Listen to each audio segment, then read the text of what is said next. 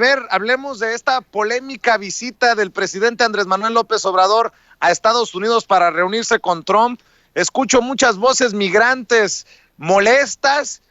pero yo pregunto entonces, ¿como para cuándo le daríamos permiso? Nótese mi sarcasmo. ¿Como para cuándo le daríamos permiso al presidente Andrés Manuel López Obrador para que vaya a Estados Unidos? Mira, yo creo que es muy polémica esta visita porque no hay forma de que no sea polémica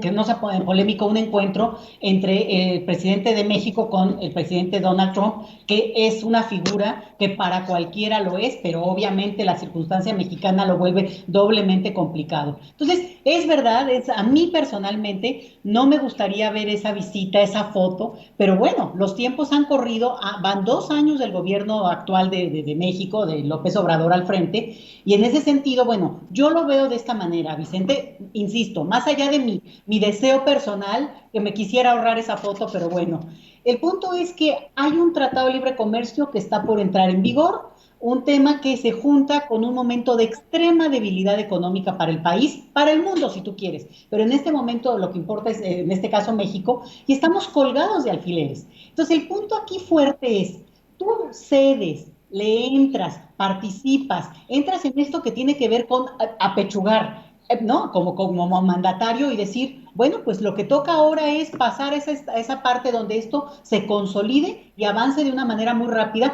para ver si de alguna manera eso beneficia a la economía mexicana pronto.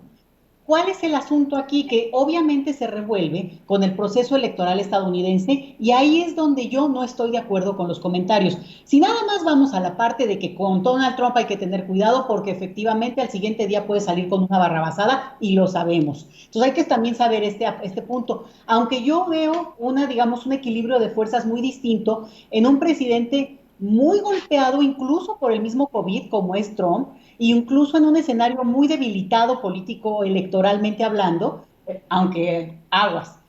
con un presidente en pleno uso de su ejercicio político, en la plenitud de su gobierno, digo, a 2 años de su gobierno, y con este tipo de noticias como la que comentábamos antes, pues francamente no veo un equilibrio, digamos, nunca es una relación de iguales, no, no lo es, pero tampoco veo, políticamente hablando, una desigualdad así tan marcada. Sí veo que cuando lo tratan de enmarcar en esto que es lo electoral estadounidense, creo que hay un equívoco de mis colegas analistas, o yo lo veo distinto, porque creo que primero, la elección en Estados Unidos, bueno, se la pasan en elecciones, digo, es un proceso que vive en esa lógica como muchas democracias, incluida la nuestra, pero también hay un punto en el que de aquí a 5 meses, Vicente, es mucho tiempo para que la economía mexicana se detenga a no abrir cualquier tipo de frente que pudiera alimentar digamos, restablecer la situación que estamos viviendo ahora. Entonces, esperarte a que haya una elección, la apuesta de que Donald Trump pierda, que bueno, o parece ser que por los puntos que va perdiendo, eso implicaría que pueda hacer que se muevan las fuerzas políticas en ese país. Bueno, es interesante, pero no podemos ser toda la vida presos, rehenes de la elección estadounidense y al contrario de lo que también escucho, de que bueno, en todo caso AMLO tendría que reunirse también con Biden, oye, espérate, Biden ni siquiera es todavía el representante, digamos, ya de la fuerza demócrata, todavía no hay una especie de cierre de filas completo, no estamos viendo eso, también se junta con el asunto de la pandemia, pero no es apropiado, como no fue apropiada la visita en su momento de Donald Trump a México, digo, además a Palacio Nacional, ¿qué es de eso, no? Entonces, a mí me parece que cuando se empiezan a hacer estos paralelos,